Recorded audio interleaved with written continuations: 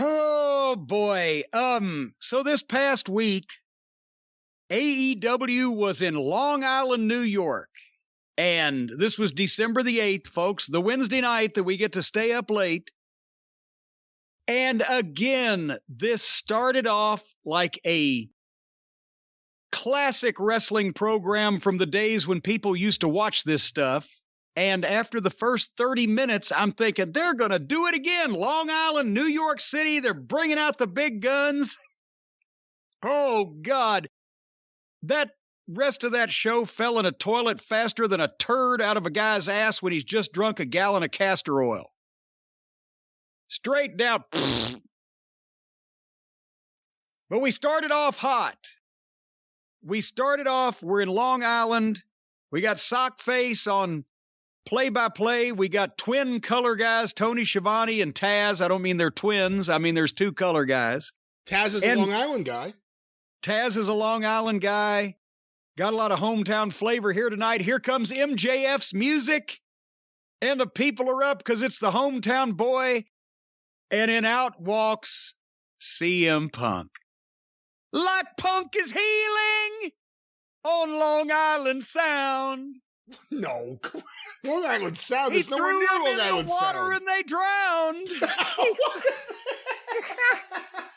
So Punk is it's Bret Hart in the United States or Canada all over again. It's the dueling hometowns. Is it Tennessee versus Texas? No, it's Chicago versus Long Island.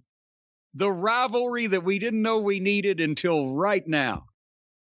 And Punk comes out in this environment, in this atmosphere, to a cacophony of boos because he's been fucking with the hometown boy. There were some Punk chants, yes, obviously, but he gets in the ring and you can tell he's having a ball because this is perfect for what he does.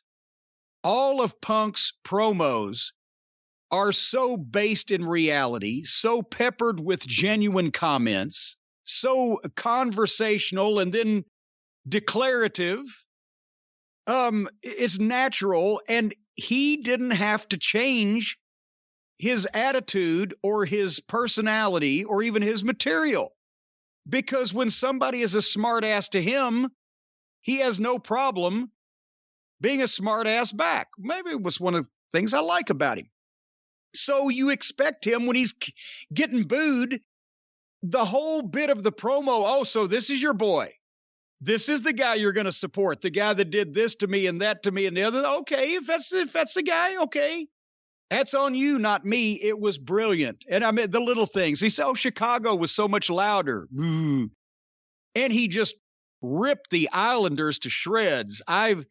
You're closer than I am, and I don't follow the hockey, Brian, but they pretty much, I guess, have to suck from what he was alluding to, don't they?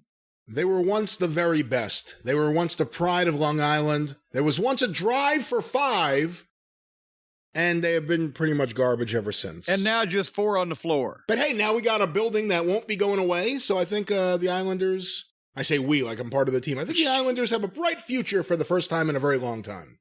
Well, but not after this promo, they didn't, because now everybody thinks they fucking suck.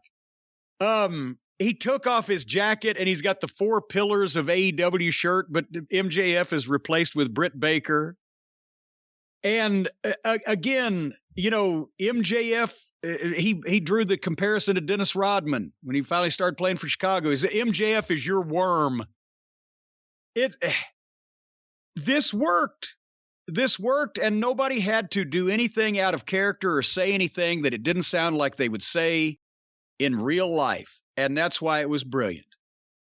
And when he said he's got his eyes on next week's Paige and Bryan Danielson title match, of course, because he's CM Punk. He's a big star. He should be looking to see who's going to win the world title match. But then he segues right there to, but MJF and I've got something going on, and we need to get that settled first. Prioritize your involvement. And then, you know, I mean, his dog Larry, he said Larry has more balls than MJF and he's neutered. Don't run like folks in Long Island, MJF. Stand and fight like they do in Chicago. And finally, he finishes up with, now that he's worked himself up, and I can identify with this too, after he's talked about all the things MJF has done to him and done in general, the spineless, weak-willed chicken shit that he is. Then finally, Punk works himself up and says, okay, this is your guy. Well, if that's who you back, then you're all chicken shit. And leaves the ring. Brilliant.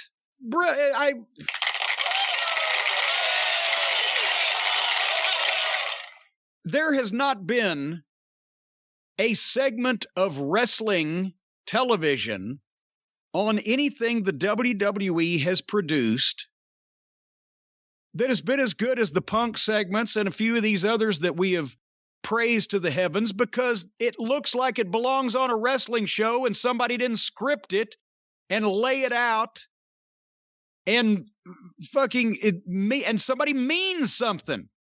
That's what they need. That's why the WWE's boring and losing all their viewers, because they're so contrived and choreographed and manipulated and orchestrated and overproduced and overwritten and lacking any kind of passion and legitimacy. And then guy comes out with a microphone like this and blows them all away. They ought to be ashamed of themselves, I say. That's what they ought to be. What'd you think of this segment? Really good. I think maybe a tad too long, if I had to make any criticism at all. Well, if it had been maybe the last couple of weeks' shows, I might agree with you. But on this show, I could have taken another hour and 40 minutes. Go ahead. I didn't know what was coming next. That's a good point. It was an interesting dynamic, and it was what I expected. Of course, CM Punk's the biggest star in AEW by far, but I would argue maybe even the whole business. The whole building's not going to boo him. He's a babyface just by being himself. Right.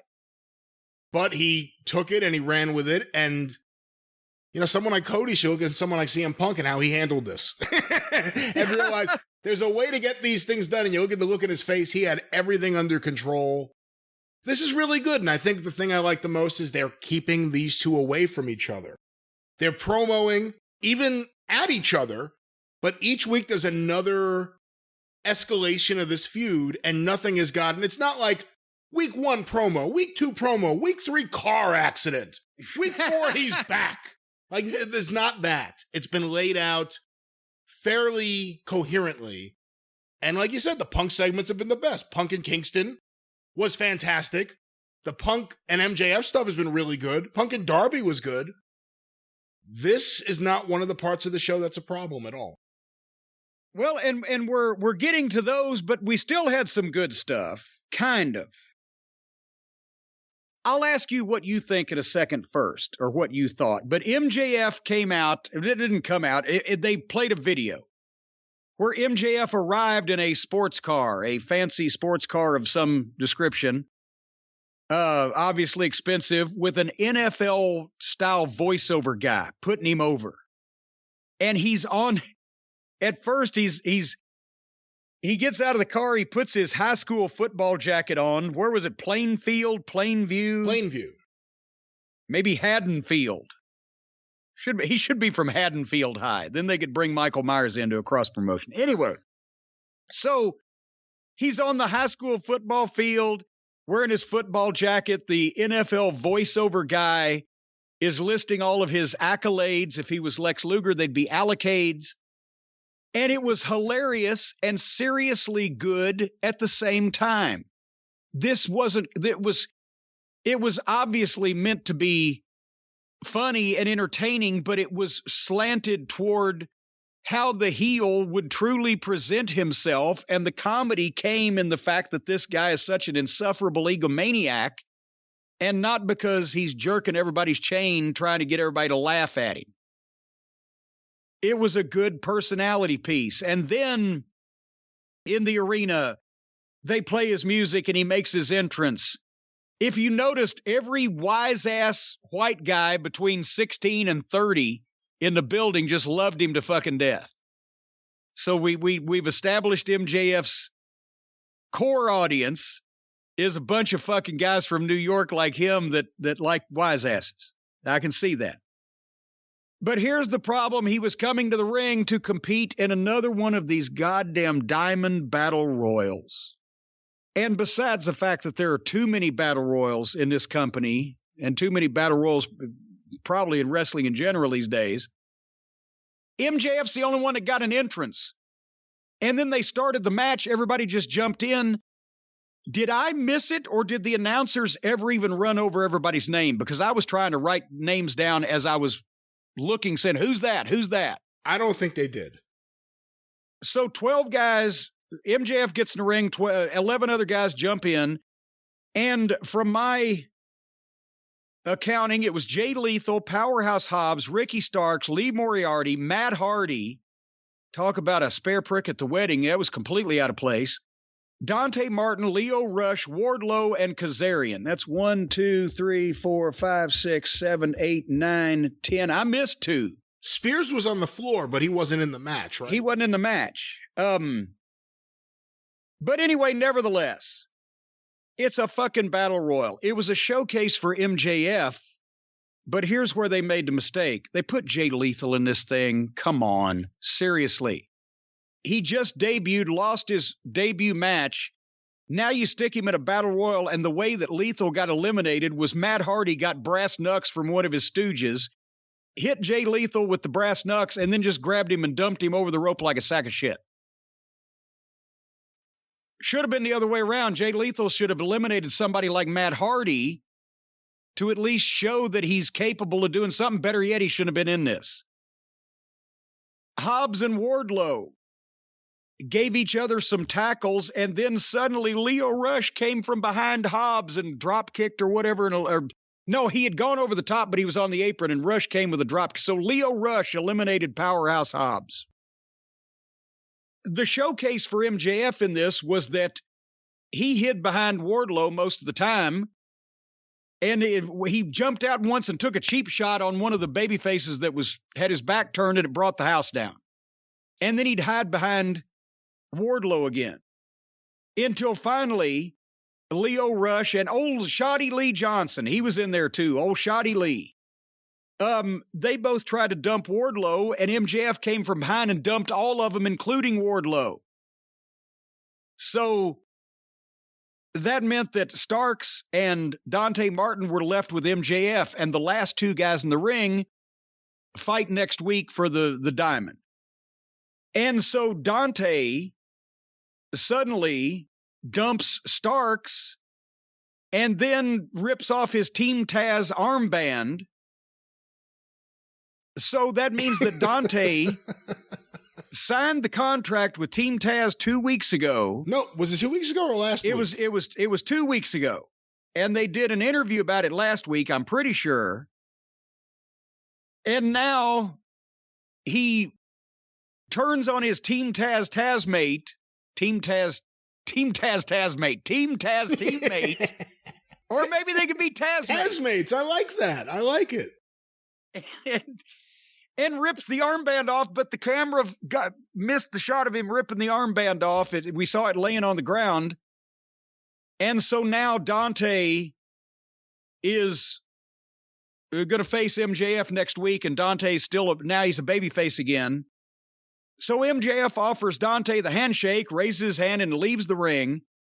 And then Starks gets on Dante, and MJF is conflicted. He's looking back. Should he help? Should he not? He's turning back and fighting. Yes, he runs to the ring, jumps in, shoves Starks. Starks shoves MJF, and then they both get on Dante.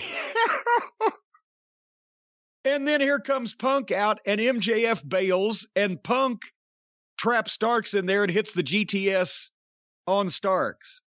And that was great stuff at the end. But I'm just, the Battle Royal, Lethal in there for no reason.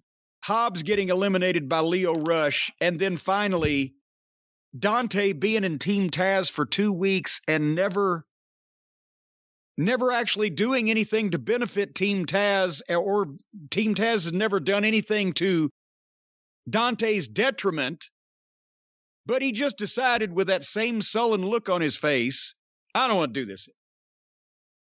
What did this all mean? I said I was going to ask you about it beforehand, but I just went through it. The Dante Team Taz stuff makes no sense. They set up that Lio Rush. Let's go back.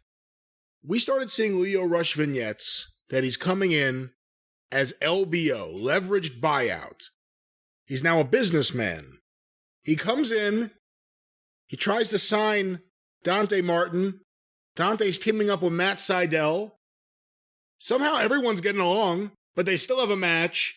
Matt Sydal and Lee Moriarty, I think, against Leo and Dante, and then they win, so it's just Leo and Dante, and Matt Sydal disappears. Then Taz shows an interest, signs him, and then they confront Lio Rush last week, I think it was in a promo, and now the first time we've seen him actually wrestle as a member of Team Taz, he immediately threw off the armband and turned babyface again. That pretty much summed it up. And again, anything that's a vehicle for MJF to get heat and get over it, etc., I'm fine with. And this obviously didn't suck and got the point across, but to waste Jay Lethal, to make Hobbs look that vulnerable, and especially to the whole Team Taz thing with Dante just meant nothing. I was quite confused. Almost like I'd gone out of my mind. Ever loving crazy. Absolutely nuts, Brian. Nuts? Nuts are my favorite. I love nuts because I get them all the time from nuts.com. I love nuts. I've had a couple I've kept with me my entire life. I like to have them around. But folks, I'll tell you what, if you like the nuts, well, then you need to go to nuts.com. You like the nuts? If you like all the varieties of nuts, we're talking about nuts of all kinds. We're talking about dried nuts, roasted nuts, candied nuts, chocolate-covered nuts. I guess they probably got pickled nuts. I don't know what the heck they've got. They're all delicious nuts. They're all delicious nuts. Deliciousness. The deliciousness of their delicious nuts is not just for nut lovers. It's the best-kept secret of savvy snackers across America. Wow. And now new customers get 10% off their nuts. Folks, whether it's the candies, the dried fruits, the pantry items, baking mixes, pasta, nuts.com has over 4,000 products to choose from. At the top of the list, the white chocolate toffee cashews.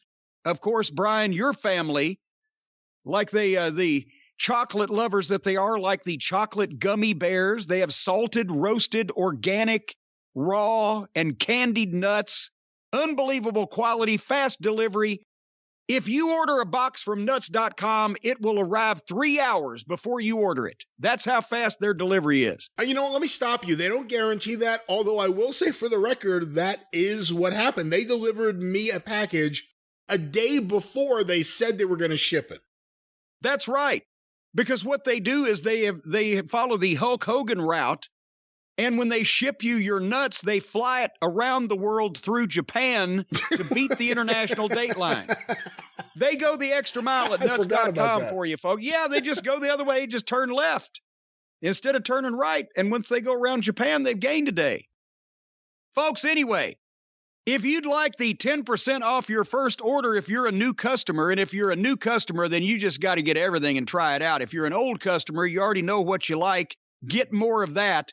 But new customers, new nuts, as they say, get 10% off their first order when they text EXPERIENCE to 64,000. That's experience. That's a word. It's a common word in the English language, something you find around the house. Text EXPERIENCE to 64,000. Get 10% off your first order from nuts.com. Terms apply. Available at nuts.com/terms. Who reads those? Who reads the terms? Yes. The Has attorneys. Anybody read the terms? Yeah, the attorneys read the terms. Term readers. The terms of the attorneys. You love nuts.com. And I love attorneys. Yes. And I love nutty attorneys. So that's why Stephen P. New is all of our favorites. Oh, no, he's not nutty. Anyway. All righty. What was next on this program? Oh, my cracky. Another 8-man tag was next. Now, bear in mind, the first 20 minutes of this program was really good. The next 15 minutes or so wasn't bad. It was all MJF. But then they decided, okay, they can't give any of these teams just straight victories as a team that would mean something. They've got to put tag teams in 8-man tag matches with peripheral people around ringside to where it's just a big mess and nobody gets over. So in this case, Griff Garrison, Brian Pillman Jr., Jungle Boy and Dino Douche with Julia Hart and Christian Cage at ringside. Do you remember when Christian Cage was a big star in the wrestling business? Yeah. And now he walks to the ring with Jungle Boy and Dino Douche and does their interviews because neither one of them can say suey if the hogs had them. It's an upgrade over Marco's stunt. You're going to complain? No, at least, and that's that they have lost Dwarf Dong Sucker. And I don't know that anybody knows where he's gone. I don't know that anybody's looking for him. He's so small, he could be under the couch cushion. We're not sure. But they have finally realized, okay, we can have Jungle Boy, one of our 4 pillows, out there, and Dino Douche, for whatever reason, some people like him. He screws everything up, but at least he looks like something standing there. We can have them go out with Christian Cage, a wrestling superstar veteran that can speak for them and give them on-the-job pointers at ringside, or we can send them out with a disgusting dwarf that buries everybody because he doesn't know how to act. So they finally made the right decision there. But these 2 teams tonight, on this night, wrestled 2 other teams, the Acclaimed, Caster and Bivens. Bivens is on the other channel. Bowens. I used to have an insurance guy named Bivens. And the team of 2.0 with Daniel Garcia, who are everywhere. FTR came in this company, and it took us 9 months to see them on television as much as we've seen 2.0 and Daniel Garcia in the last 6 weeks. So basically, I mean, I've zoned out on this. I knew what it was going to be beforehand. Gymnastics routines, confusion, people glowing so green they looked like chlorophyll, and Dino Douche being really awkward. And that's basically what happened. And then they all got in a big fight at the end like they always do. And Eddie Kingston ran in. And then 15 people and all the referees fought to the back and in the back. And I don't know if anything was settled. What did you see here? I saw a big match with a lot of people, and nothing against any of these people specifically. Griff Garrison, nice dive. He looks more like a Jungle Boy than Jungle Boy does, to be quite honest. Actually, he looks like Pippi Longstocking at a sex change operation. Well, anyway, I mean, I like 2.0. I think Caster's pretty clever. But I didn't care about this. And all of these people in a big mess where they just run in and do things to each other willy-nilly. It's for the people who want to watch performance wrestling. I guess that's something, but it's just a bunch of green guys that can't keep it on track because it's a mess to begin with. I'm sorry I interrupted. No, you kind of summed it up. I mean, there's nothing I could really add to this match. It was just there. And then it was gone. The best part of the night for the Varsity Blondes and Julia Hart would come later on. Oh, God. I can't wait. All right, we're heading downhill fast from here now, folks. FTR and Tully were in the back. And Cash did a promo, and it wasn't his best. But Tully did the promo where he basically, they're still talking about the Lucha Brothers. Of every tag team in the company, you will get the worst FTR match with the Lucha Brothers. We've talked about it because it's complete style clash. And Tully said that FTR have beaten, he made the point that they've beaten the Lucha Brothers 3 times. And in the very next breath said, but we just can't get them in the ring. Apparently, you've had him 3 times now. I know he's trying to make the point that the one guy was hurt and actually it was a visa or thing or whatever the fuck or paperwork. I don't know. And then one time, poor Cash was injured and they had to vamp on the finish and all that stuff. But this was not a great promo. And they're going to have the Lucha Brothers again Friday on Rampage. Oh, golly gee whiz. I wish they'd beat those fucking guys for the belts so we could get the belts on FTR and start trying to get some quality teams over instead of having to watch the Lucha Brothers have the same match every time because it's just like the Hardley Boys. You can't determine one from another because they do the same shit constantly. Most of it looks phony. Most of it doesn't look like it makes any sense. And some of it looks like it's dangerous. But this promo, I love the Four Horsemen. Tully Blanchard is a veteran. Tully Blanchard was one of the most impeccable in-ring workers and a believable guy that hustled and worked his ass off. And he could talk too when he was talking about himself in his prime, in his day. He's not these promos by Tully are not doing it for this veteran tag team. And sometimes managing is a quality that doesn't translate just because you were a great wrestler. And also, I mean, I'm too old for this now, and Tully's 10 years older than me. So I don't know that they're doing FTR a service or disservice here by not finding somebody modern and current, like, I'm not saying like this guy, but in the vein of, we never saw Alex Abrahantes, however you say his fucking name. Abrahantes. All right. I mean, he's been around and he's done commentary or whatever. Have you ever seen him in a managerial role like he took on for Penta says? No, we never saw him in a role like that. Okay, then if it's not him because he's got the Hispanic heritage going with the Lucha Brothers, but is there somebody else out there that would fit, that's younger, that can talk like that, that's fresh and new, that would fit with a team like FTR because they're impeccable in the ring. And we've heard them when they're fired up and believe in what they're talking about, they can talk as well. They've been given scant little chance to show it, except in the packages. But they need somebody with them that just brings the energy level up. And I'm not sure Tully's doing that. What do you think? I was a big fan of Tully in The Horseman. He's like the perfect asshole prick heel. Yeah. Who went to college of all time. Yeah. This isn't doing it. And it's actually, I think, hurting FTR. And I'm not advocating for Jim Cornette, because... No, I just said I was too old. And if I'm too old, then Tully's way too old. They need someone with some energy, and they need someone who can do some talking, and they need someone you're going to want to punch. But Tully comes across like an old guy who's just old. I mean, there's nothing about Tully that's good here. And everyone wants to give all these guys the benefit of the doubt, but I think Tully's hurting FTR. And I think FTR need all the help they can get right now, and they need to get away from Tully, and they need to get FTR with a good manager. And a good opposing team. And yeah, the Briscoes. There you go. Can you imagine what those guys could do? They could fight, they could wrestle, they could do whatever.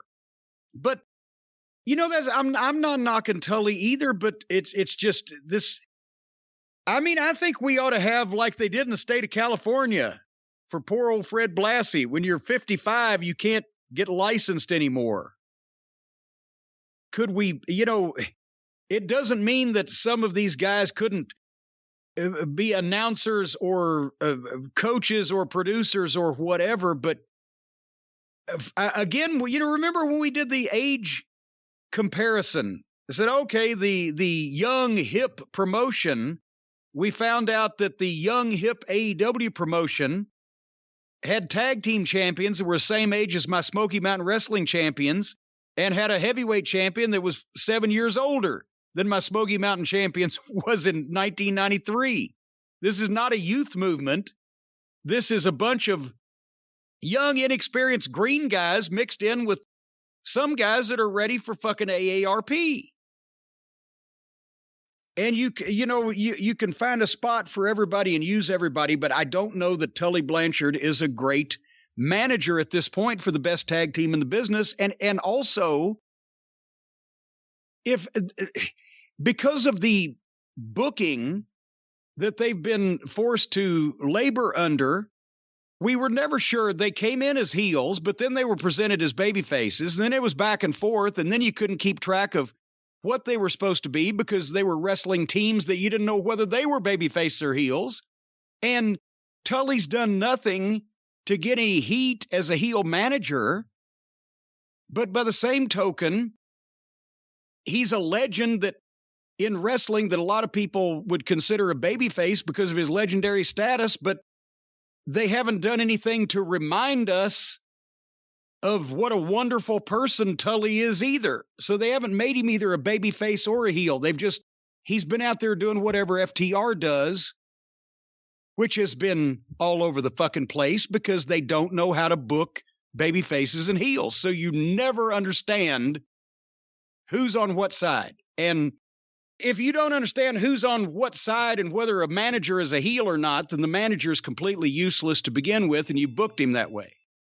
So, it was a 1.5 minute pre-tape, so I didn't mean to go on so long, but I just can't figure this whole thing out. And we've heard Dax and Cash speak enough to know that if they're going to have a manager, it needs to be someone who can go out there and just venomously spit shit out, not someone who's more subdued than them. Yes. And also that might possibly not need a walker to get to the ring. But that was not nearly as bad as what we had next in this descent into hell. The next match, by the popular demand of absolutely no one, was the Hardy Boys with Adam Cole and Brandon Cutlet at ringside with them against the Puddin' Gang of Rocky Romero and Muffin Top Taylor with their manager, our little dog Pockets. So now it's ridiculous that it's obvious now they're not only force feeding us the Hardy Boys, but they have to be combined and contained with the other joke indie talent that will go along with the Hardy Boys and do their foolishness. And so it all becomes in this same segment, and that is where they have pigeonholed poor Adam Cole, who is almost completely nullified as a talent that can make any kind of meaningful impact at this point, and only the reformation of the Undisputed Era may be able to salvage him at this point, because they have taken him from a fucking huge signing and making a big splash and getting a standing ovation to being a corner man in a comedy match in 6 weeks. And if I was any of them, I'd be embarrassed, because they had to work at this. Because they had something handed to them on a silver platter, and they kicked the platter over and threw it in the fucking mud hole. So Cole now is just a stooge hanging around ringside with these fucking clowns. And they had a match, and it's the same shit as always. They can't do anything else. Did you notice Taz is now calling Cutlet? Yeah, I did notice that. Even he knows that he's a bland, unremarkable piece of white meat. And so, of course, the Hardy Boys win, and then, of course, there's heat after, because you can just write the bullet points of every Hardy Boys match down, and the only thing they ever change is the order they do them in. So Cutlet's in the ring, supposedly shooting video on his little camcorder like a goof in his goofy outfit, while they get long, boring semi-heat on the baby faces. And then suddenly, and folks, I am not making this up, music plays, and they get a shot of Trent's mother, Sue, pulling up in her minivan. Remember, they did this, it's been a year, and since Trent was the only athletic-looking, talented worker in this gang of idiots, the best friends. And he got hurt and had to have surgery. But about a year ago, in a street fight match with Santana and Ortiz, Sue, the mother with the minivan, was involved, and he would get out of the minivan and she would kiss him on the cheek before he went to the ring. She's back. The new Mrs. Bagwell. Trent comes in and beats up all the heels. And he's now shaved his head and he's got a beard and he looks now, remember before he looked like a bigger, jacked up, athletic looking guy that you could buy as something, except he was just playing with children? Now he shaved his hair off. He's got a beard. He looks like every outlaw indie guy. It looks like he dropped 6 inches in height. That's what got me. I was like, this is the same guy? So basically what happened was Adam Cole was in the corner of a bunch of fucking goofs that were kicking the shit out of the other goofs. And the other goof's friend ran into the ring and saved them after his mother drove him up in a minivan and dropped him off. And we're supposed to, in any way, take this seriously, be excited about it, not think that everybody involved is a complete idiot. Just silliness. And then the mother came in the ring for all the baby faces to dance around. Did you see the people? They're like, what the fuck is this? Get this woman out of the fucking ring. I mean, this wouldn't have gotten over in Columbia, South Carolina, where people are halfway polite to mothers, much less Long Island, where mothers get buried under the fucking Meadowlands with Jimmy Hoffa. That's not true. It's not been proven. Explain the level of silliness that you saw here, Brian. If a mother's going to get buried on Long Island, I would think it would probably be on the way to Robert Moses down by the beach, but that's just my guess. What about some of those Real Housewives of Teterboro? Bury them all. Bury them all. Look, the match was not for me. The Young Bucks suck. I'm sorry. If you tell me you really like the Young Bucks right now, I absolutely look down on you. They are so fucking bad right now. Adam Cole, I don't want to see anymore. I'm sorry. I give him so many benefits of the doubt. I talked about it the other day. The fact that he's as small as any wrestler I've ever seen. He has no muscle tone, and he goes out there and does silly shit.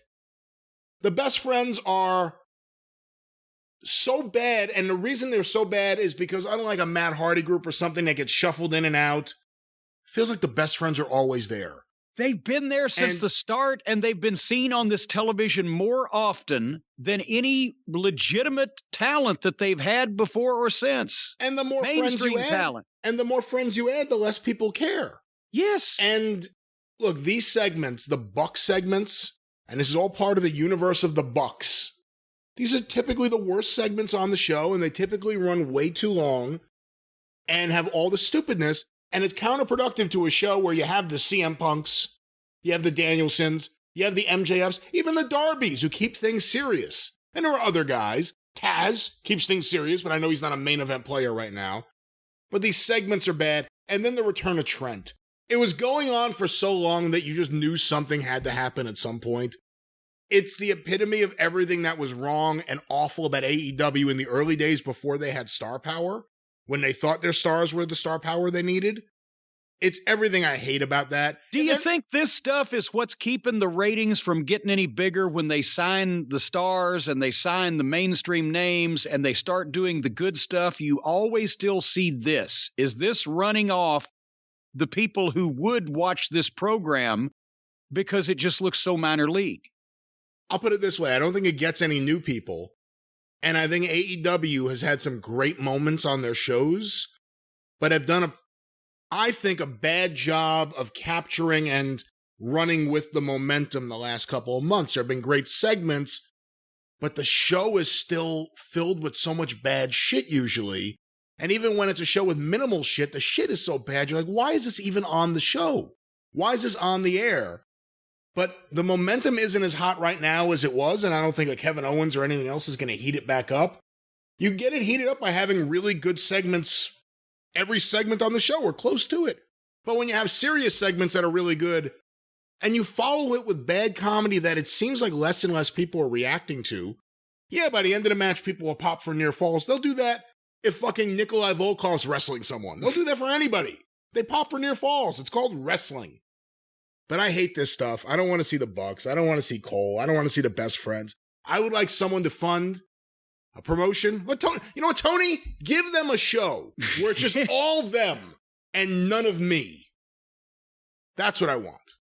Garbage, but this is complete garbage. And I'm sorry, but if you open a restaurant and you bring in a celebrity chef to cook the meal, and 1,250,000 people come and eat, and their experience, something about their experience indicates that a third of those people will not be back a month later.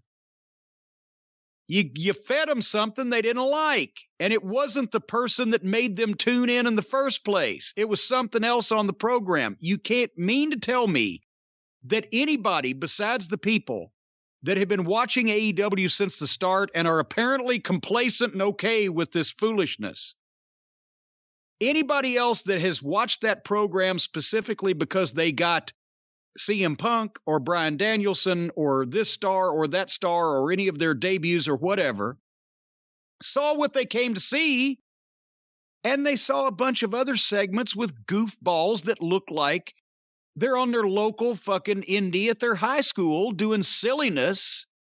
And they said, oh, okay, this is one of those, what was it? What were the people on NFL Twitter when they discovered Chris Jericho was still wrestling last year? They were calling it, they didn't say Outlaw Mud Show because they didn't know the terminology, but the low budget wrestling or whatever they were. That's what it looks like, because they've got people that obviously can't be stars having crummy matches and doing stupid things and acting silly. That's been the albatross around AEW's neck since day one because of the original talent choices that Tony Khan made. I'm not even talking about the Hardley Boys and Twinkle Toes. They came with an audience. I'm talking about letting them get all of their friends' jobs instead of going on a search for actual legitimate quality talent that could be obtained. And he won't get rid of them. It just won't get rid of them. That's what's keeping more people from watching this show on a regular basis. And as a matter of fact, go ahead. I was just going to say one other thing, because I've defended Nick Jackson a lot on this show, but I'm sorry, anyone who watches the early part of that match and Nick Jackson and Rocky Romero and doesn't think that looks like it, just bad choreography. Guys who in their head, Nick Jackson knows what he wants to do because it's the same thing he does in every fucking match, and they're doing a routine. There's no feeling to that. I watched that, and in my head, I had it on mute because I was doing something else. And I looked up and I started laughing, thinking of the Benny Hill music playing, because it would have worked. It would have worked. It was just a routine. And I don't know. There's a shelf life for that, I think. Well, speaking of people that ought to be put on the shelf, the next segment, real quick. It only took 30 seconds. I'll try to be shorter than that in describing it. Ruby Soho, Penelope Pitstop, The Bunny, Vicky Guerrero, and Nyla Rose had an embarrassingly phony-looking fight backstage, where they just started fighting and they just do the same. It's, again, the most dangerous place in wrestling, backstage. But then we came out into the building with Tony Schiavone and Sammy Guevara, another talented young man. And Tony asked Sammy a question, and Sammy said, "That's right." And Cody's music interrupted him. They won't even just let the guy talk for 20 seconds. It's like, especially on this show, there was no better use of your 20 seconds than to let Sammy Guevara say something here. But Cody's music interrupts, and the building erupts in boos. And Cody comes out, and he's all burnt up. You can see he's got skin flaking off of him right and left. And apparently on Christmas Day, did they say Christmas Day? And isn't that a Saturday? So are we back to AEW on Saturdays on Christmas? I got to check on that, because don't they do the marathon of the Christmas story? I don't know what the fuck they're doing, but somehow I got on Christmas. It's going to be Cody versus Sammy Guevara. So now he can challenge for this title, just not the big one. So there you've got a babyface against a guy who's supposed to be a babyface and is universally hated. So is it a plot? I don't know what the fuck's going on here. And then Cody goes to walk off and he teases going down the heel tube and then goes, oh, and turns around and goes the other way. So you would think that would be the end of it, but suddenly Scorpio Sky and the other Page are in the balcony, but they have a microphone and the spotlight guy has been clued in to shoot them. So they interrupt the interview that Cody just interrupted. Why were they in the balcony? Why are they up there? I forgot they were there. Since that fucking Lambert-Jericho feud ended, I forgot all about these people. Well, they were still up in the balcony. Apparently, they got kicked out of the locker room. They're like the Miz. They're making him dress in a broom closet somewhere. I don't know. But now the other Page was complaining that he wants a title shot. And they imitated heels doing wrestling promos and made mean faces on purpose for a minute. And then that was over. So the first 30 minutes of this show was fabulous. And the 45 minutes since that point have sucked pond water. And guess what was next? Brian? You've been saying to me, well, now that Jamie Hayter, she's got something. Remember the last time who was it? You wanted me to watch. You wanted me to watch the girl the Japanese girl that jumps off the chair. What is the fucking her name? It was Shida. It was Hikaru Shida versus Serena Deeb that started this. And they're about to have their rematch. They're about to have their third match that you promised to watch. Yeah, well, it's because the last time I watched Shida sucked. And I watched it for you. And this time, okay, I'm going to watch Jamie Hayter, even though she's against Riho. Even these easy-to-please fans did not want to see this homely, chinless little midget back again. Have you noticed Riho? She not only looks scared and intimidated, she is chinless to the point where she looks like Popeye's girlfriend Olive Oil. Why are you beating up on her like this? Because this continues to be ridiculous for the past 2 years plus, simply because one of the EVPs has some type of fetishistic attraction to these outlaw Japanese girl wrestlers. I'm not talking about ones that have achieved great fame and prominence. I'm talking about the Rihos and the Emi Sakuras and the rest of them that look like schoolgirls that dress in lace, that work in fucking outlaw shows in Japan where they have matches in apartments and on basically fucking, I don't know, moving parade floats. I don't know. These are not real wrestlers. And they have been foisted upon us under the guise of being supposedly great Japanese women wrestlers. No, it's fucking Riho. She's 98 pounds. She looks like olive oil, and it's fucking ridiculous. And this is another thing. And then Sockface, old excrement, Excalibur, in case anybody's confused. Actually, again, remember he did this about a year and a half ago and I called it out. I'm going to do it again. He said out loud on the television program, well, Riho is a 15-year pro. She started pro wrestling at the age of 9. Does anyone without their head stuck up outlaw mud show Japanese wrestling ass understand how stupid that sounds to a normal person? Just ignorant and stupid that would sound to a normal person or to anybody in the wrestling business until the last 10 years. Oh, she started as a pro when she was 9. So this makes the goddamn announcers look like complete idiots. And no, by the way, it wasn't pro wrestling. It was Japanese parody wrestling, not a real wrestling promotion. What is it, DDT? Or they have panda bears that wrestle, and they do the sex toys and the dolls, and they have the 9-year-old girls. That's not professional wrestling. She was not a professional wrestler when she was 9 years old, and nobody else has been either. But it makes the show and everybody on it look like fucking idiots. So then this match, Olive Oil is basically Jamie Hayter's pretty good size and seems like, as you mentioned one time, she kind of works like a guy. But in this case, she was having to sell for, fly for, flip for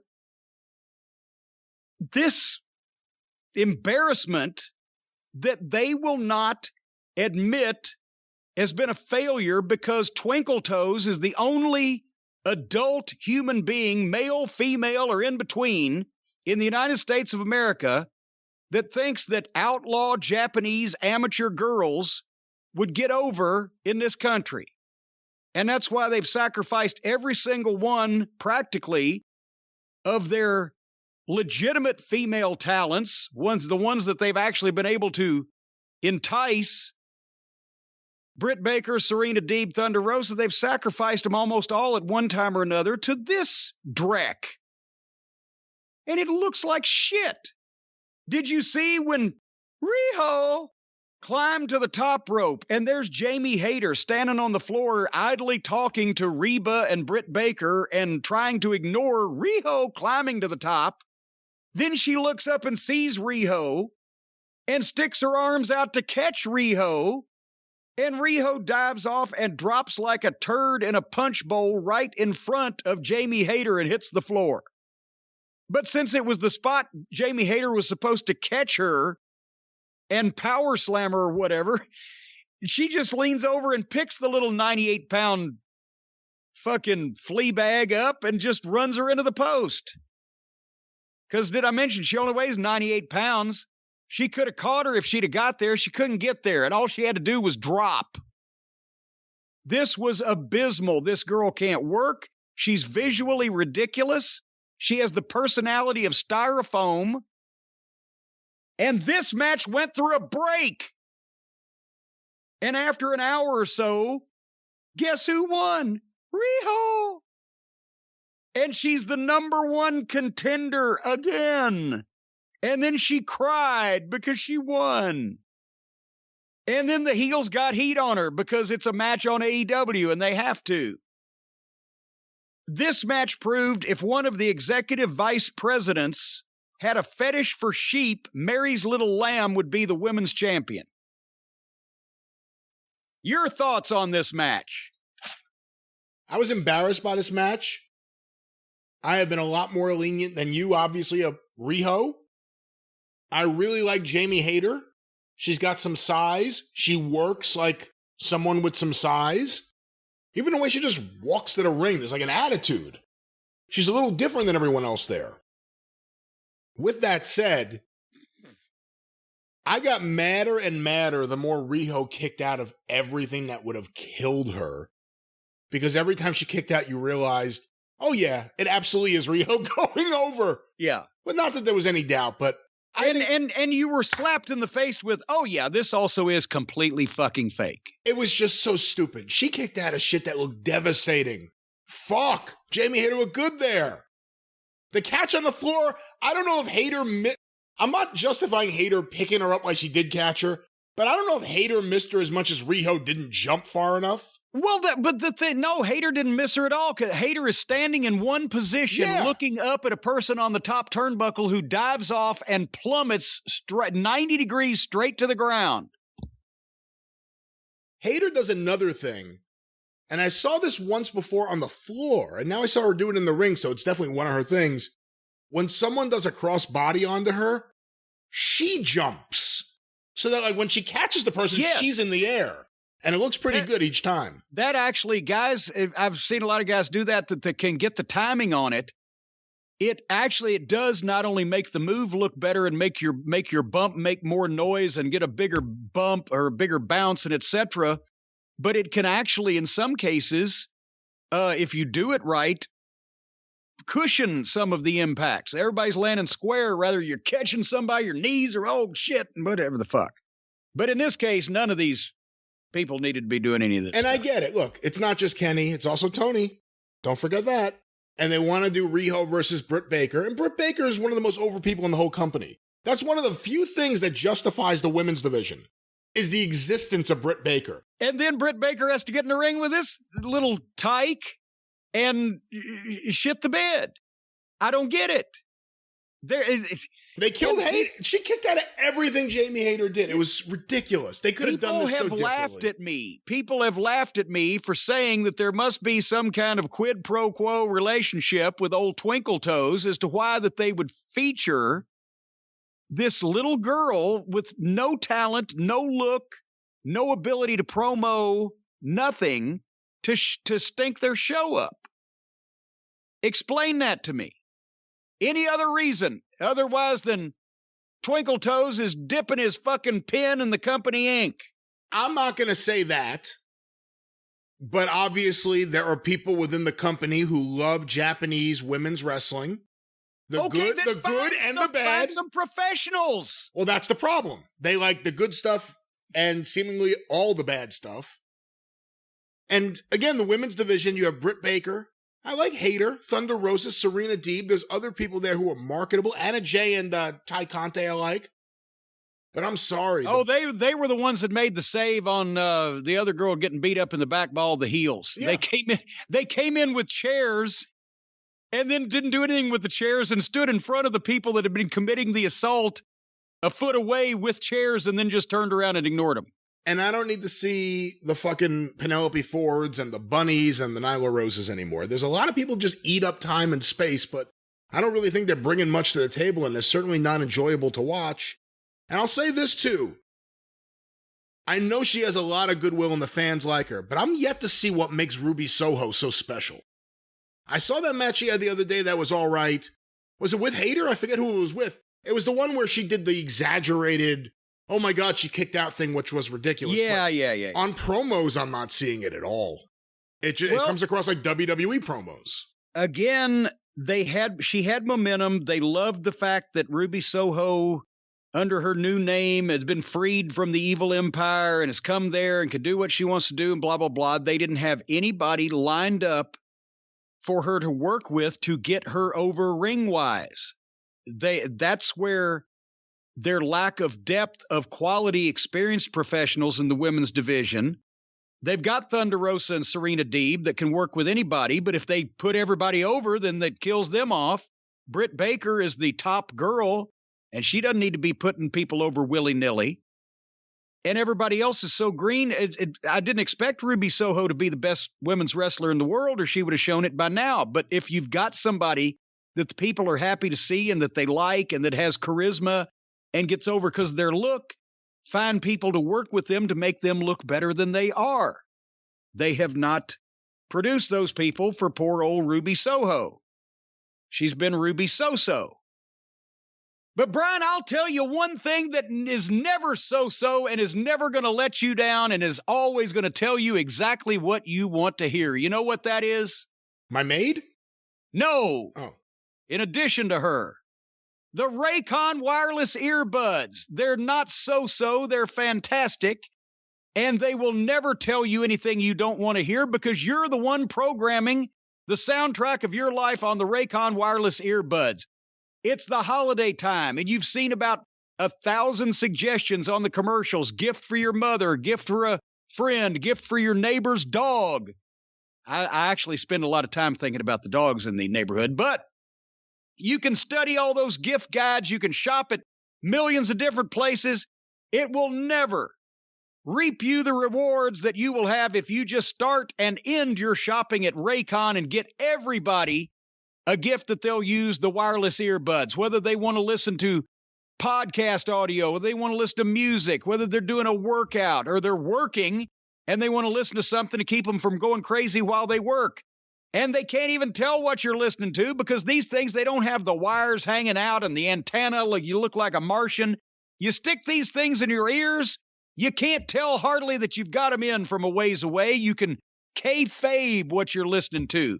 Why, sometimes you might even forget you've got them in at all and leave them there. And then they work their way into your brain and they just program songs in your brain. And when you think about something, then it automatically starts playing. That's actually, you have to work on these for a while. It takes probably 6 to 8 months of wearing them constantly before you can just think of things and it melds to your brain. However, if you just want to stick them in and take them out later on, they work just fine. You get 3 new sound profiles to make sure everything you're listening to sounds at its best. They got the pure mode, the balanced mode, and the bass mode. They're available in 5 stylish colors. There's white, there's black, there's red, there's blue, and there's effluvia. So you can pick a perfect color for everybody on your list. They may have other colors also, I'm not sure. I think effluvia might be sold out. Anyway, folks, the holidays are coming up faster than you think, so now is the time. Avoid the last-minute shipping scramble. Right now, my listeners will get 15% off site-wide. Anything at buyraycon.com. That's BUYRAYCON, buyraycon.com/JCE, and then use the code HOLIDAY. This is different than what we've been talking about beforehand. Caught us unawares. Buyraycon.com/JCE so they know you're with us, and use the code HOLIDAY, HOLIDAY, and get 15% off your entire Raycon order. You buy 15 pairs of these things, you're still getting 15% off. Buyraycon.com/JCE and use the code HOLIDAY, and you'll be whistling Dixie out the muffler of your ass with these things in. Your music will fill your head. Listen to Christmas carols. Listen to the Grinch. You're a mean one, Mr. Grinch. Whatever you want to listen to with the Raycon wireless earbuds. Well, I wish I could have listened to something else other than the remainder of AEW, but we still have more to go. Yeah, we do. Here was what you were talking about, Brian, when you said that the Varsity Blondes and Julia Hart's best moment was coming up. Tony Schiavone is now there with Griff and Pillman and Julia Hart on the ramp. She's just an adorable little thing. Just cuter than a brand new speckled puppy. However, again, Tony asks Griff a question. Griff says 2 words. The lights go out. When the lights come on, Malakai Black has appeared there in front of them. I would estimate about 6 feet in front of them. And he blows the mist at Julia Hart. But he's too far away, and it doesn't get there. She screams and sells it anyway and drops to her knees in pain while the lights go back out. And then the lights come back on and Malakai Black is gone, and they have left poor Brian Pillman there kneeling next to her with absolutely nothing to say otherwise than, somebody get somebody. And that's a quote, folks. Because who's producing this? Who's doing the walkthrough? Who didn't tell Brian Pillman how to react? Who didn't have referees and security and or the doctor, Dr. Sampson, on staff ready to run in? Who didn't tell Malakai Black again to get closer to his intended victims because the mist will not go that far? Who is the question I have? Thought this whole segment would be a good idea. After the second blackout, Malakai Black's gone. The lights come back on. And as I said, there's poor Brian. Griff ran off somewhere. At least he wasn't on camera, thank God. Julia Hart is screaming and trying to cover her face kind of with her hands so that you can't tell that there's absolutely no black stain anywhere in her eyes, on her face. Pillman had taken some that got on his hand and tried to wipe it on his face because he kind of sold it at the same time. But it was more like a smudge on the side of his head. And he's just left there to have the fake anguish. And while she's screaming and crying, that's when he's going, somebody get somebody. After the second blackout, when Malakai Black was gone, the lights come back on again. This wouldn't have cured the fact that it was obvious the mist missed her because there was none on her face, but couldn't Brian Pillman have scooped her up like a baby in his arms, like the mummy carries the fucking reincarnation of his princess, and look up and Stella or something, right? And screaming for revenge as the referees and the doctors converge. And if you've ever been pepper sprayed, which I have, you don't just fucking cry and put your hand up to your forehead like, oh, I've forgotten my shopping list. You're blind and you're miserable and it's burning and you're not acting like that. And nobody around you is just kneeling there going, somebody get somebody. Shouldn't somebody have brought some milk, which is what you use in your eyes when you've been pepper sprayed? Shouldn't someone have been this poor, cute little teenage girl? Somebody could have been more broken up about this. It was phony as a football bat. And so every time that Malakai Black does this, he gets himself less over because he can't do it, doesn't know how to do it. Nobody's explaining to him how to do it, and it's not coming across. And they're not selling it afterwards. 30 great minutes and an hour and 15 minutes of the stench of grisly death on this program. He has fucked up every missed spot he has had so far. He was nowhere near them. It's ridiculous, the idea that it's one thing for his entrance. For him to do a run-in, the lights go out, he does that, and then someone said, oh my God, he just hurt that woman. Quick, turn the lights out so we can get out of there. Why? Yes. It makes no sense. Her selling, give her credit, she was doing as well as she could, but there was no black on her face at all. But Pillman Jr., he deserves the Academy Award for bad acting. What the hell was he doing? What was he doing? I feel so bad. They just left him there to twist in the wind. You need to tell people how they should react. You need to have peripheral players to run in and create the chaos. You need to walk through this with everybody. And the mist is inexcusable. One time, yes. Anytime after that, when you're missing the mist, that's inexcusable. Either get it right or don't do it. And I learned that the first time I threw powder on Mid-South television, I've told this story, but Junkyard Dog and Hacksaw Duggan against the Midnight Express, and I'm supposed to throw powder in Junkyard Dog's eyes, and it was the middle of the summer, and they had these giant 6-foot exhaust fans because the Irish McNeil was not air-conditioned, and the way Dog took his bump, lined up, whatever, I had to jump up and throw into the current.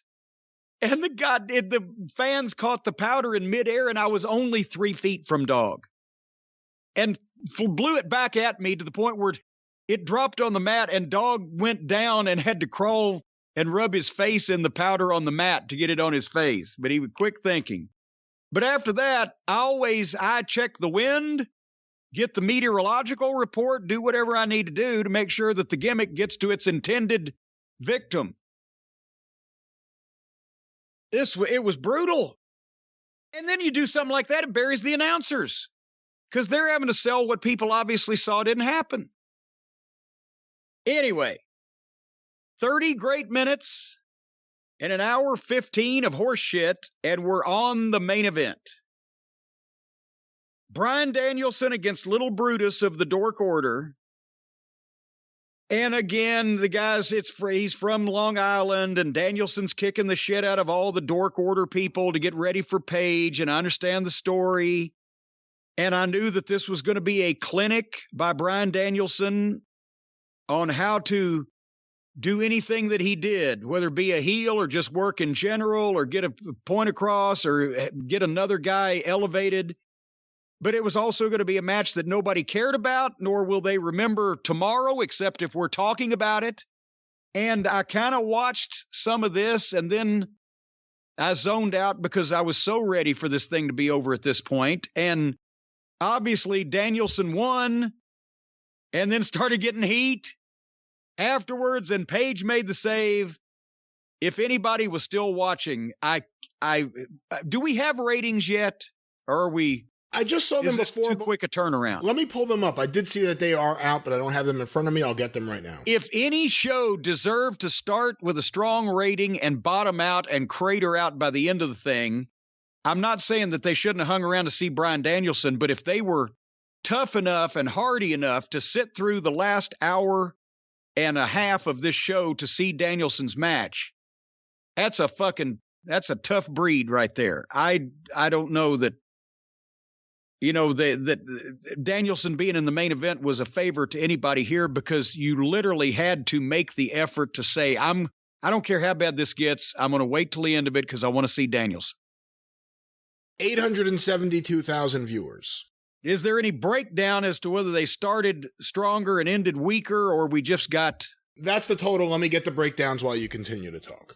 Well, because, and I won't continue to talk too much longer, but 872,000. 800 and something thousand. That's, we've said it, and I'll repeat it. They get up to 1.2 million when they have a big debut or a sought-after moment, such as CM Punk returning to wrestling.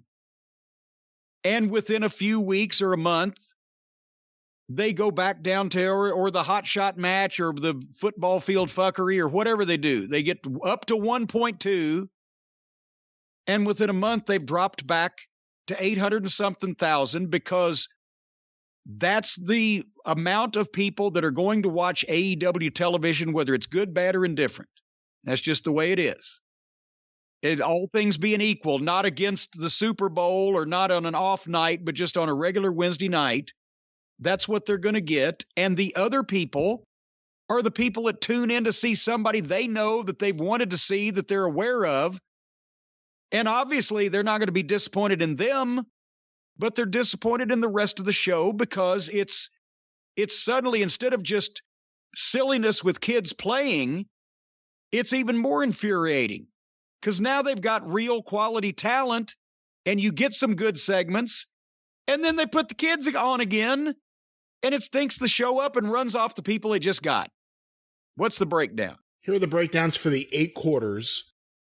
The first segment, which was the CM Punk interview, 922,000 viewers. Okay. The second segment, which would have been the Battle Royal, 980,000 viewers. Wow. So everybody called and said, Punk's on and MJF's coming, and boy, this thing's cooking. The third segment, which would have been the 8-man tag match, 864,000 viewers. There you go, because they went from stars to who the fuck are these people? The next segment, which was the start of the Bucks versus Best Friends, did 866,000. And the next segment, which was the conclusion of that match, and then I think the women's promo, 893,000. The sixth quarter of the show, which would have been the Cody Rhodes confrontation segment and Riho's match, 823,000. And we're headed south. The seventh quarter, which was the conclusion of that match, and Malakai Black's total destruction through vanishing mist of the Varsity Blondes, 812,000. Ooh. And the final segment, which would have been the main event, Bryan Danielson versus the Dark Order guy, 814,000. Jesus. So basically, by the time that the people had to sit through all that other shit, Bryan Danielson's segment got 2,000 viewers more than the fucking Varsity Blondes getting Missing Mist. That... there you go. 814 from 9. What was the first segment? 960 something? The first segment was 922, but then it peaked in the second segment, 980. Okay, they lost between 100 and 150,000 people from the first 30 minutes to the last 15 minutes. It really seems like following the Battle Royal, which again was following the Punk segment, 'cause you had MJF there. Yeah. Following that with the 8-man tag just caused enough people to turn off the channel and not come back. They still lost a few more after the Bucks. See, that's part of the problem, though. They did, but you know what? When you see Punk in the opening segment, you know you're not going to see him again the rest of the show. You know what I mean? Like, there's no reason. If you've seen that, okay, I could turn off the TV. The CM Punk segment is done for tonight. If you're into Sting and Darby and you see them in their segment... Well, now, he did come out and help briefly later on, but still, I know what you mean. But it's part of the same... The Battle Royal to me is part 2 of the Punk interview because it leads to the MJF Punk stuff. But the rest of the show, it's like once you see your guy, it's never, like we said last time, it's never What will Stone Cold do later in the show? He's not here. We know he's in the area. He will be here. You don't have to go that far. But it's like, CM Punk is here, and he was here, and now we're going to move on. Well, we said that's one thing that Vince McMahon insisted on was the thread through the show. In the glory days of Raw, when there were 5, 6, 7, 8 million people, whatever the fuck it was, you saw your main event guys at the start, and there was reason to believe from what happened that you would see one or more of them interact again, whether it be in the main event match or whether it be in something else that would happen later on in the show. There was some thread to get you to stick with it and sit through the Kai and Tai match. And all these are standalone segments because you've got the quality talent, obviously, and they should be, like Danielson, Punk, MJF. You've got them obviously kind of running their segments because they're all good. And then you got the guys like the Puddin' Gang that are probably running all their segments because they're rotten. And there's no thread running through the shows other than ones that the announcers make up on their own as they go. But you're a very good point. If there was thought that you would see CM Punk again, or that something would happen to CM Punk, or that something would happen to somebody that CM Punk would have something to say about, or whatever, you could hang through some of this dreck in the middle a little more palatably. And it doesn't just have to be Punk, but when all of a sudden at the end of the show, after you get 30 minutes of good stuff and then a lot of bad shit, now you're supposed to wait around and see Bryan Danielson. You haven't seen him the entire show, and now he's going to come out there and wrestle against someone who you know he's going to destroy. So the only draw of the match is to see him kick this guy's face in. If you still lasted throughout this whole show. And yes, that's the problem. And then you will see him get heat after, and then you will see his opponent, in this case Paige, make a save, but you won't see anything resolved between them. But there's nothing throughout the show. Bryan Danielson in the main event. Bryan Danielson just did an interview. We're going to play this while we're watching this match because no one cares about this match and our commentary sucks. Let's hear this audio right now. Oh, that's what he said. Things are never like happening throughout the show. Either that or Danielson in the opening part of the show says, I'm going to kick the fucking teeth out of this fucking clown like I did out of Colt Cabana's mouth a couple of weeks ago. And then at the top of the 9 o'clock hour, Adam Page says, well, you know what? I want to get a good sight of that. I want to get a good look at it, so I'm going to be at ringside. I'm not going to manage the guy. I'm just going to sit in the front row next to my favorite rat Ethel and drink some beer and watch this match. I'm not going to get involved. I promise. Shit like that. And boy, have they made me not care at all about Adam Page. That wore off quickly. It was the celebration at home, and then he's the champion? Really? Yeah. He's an afterthought. Because they're not going to go out and let him do. He had that one interview where he came off like a man and real and likable and all that stuff. And the rest of the time, he's hanging around with the Dork Order and running in and chasing people off. Did we actually review the match, or did we just talk ratings? Well, I forgot to pay any fucking attention to the match at that point because I was getting tired.